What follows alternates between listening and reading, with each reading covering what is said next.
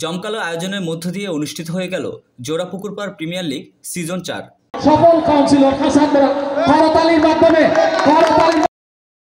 এতে প্রধান অতিথি হিসেবে উপস্থিত ছিলেন চট্টগ্রাম মহানগর বন্দর থানা বিএনপির সাবেক সাধারণ সম্পাদক মোহাম্মদ জাহিদুল হাসান। বিশেষ অতিথি হিসেবে উপস্থিত ছিলেন চট্টগ্রাম মহানগরীর 37 নং ওয়ার্ডের বিএনপির সাবেক কাউন্সিলর মোহাম্মদ হাসান মুরাদ, বিএনপি নেতা ও সমাজসেবক আলহাজ হানিফ সওদাগর, সমাজসেবক ও শিক্ষাবিদ মোহাম্মদ মঞ্জু, ছাত্রদল নেতা মোহাম্মদ সারাত, মোহাম্মদ শাহিন।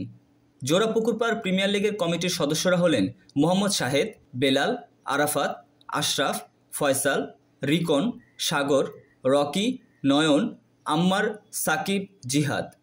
টুর্নামেন্টে অংশকারী দলগুলো হলো JP horse, JP warriors, JP bulls, JP lions, JP star, JP red eagle, JP strikers.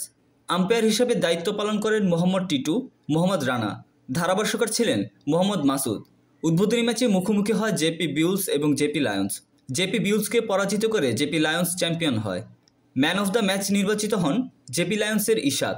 টুর্নামেন্টটিতে sponsor হিসেবে ছিলেন মোহাম্মদ সাগর। খেলার উদ্বোধনী অনুষ্ঠানে অতিথিরা বলেন, দেশে মাদক একটি সামাজিক ব্যাধিতে পরিণত হয়েছে।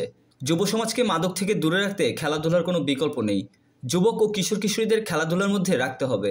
খেলাধুলা করলে যেমন শরীর ভালো থাকে, তেমনি মনও ভালো থাকবে।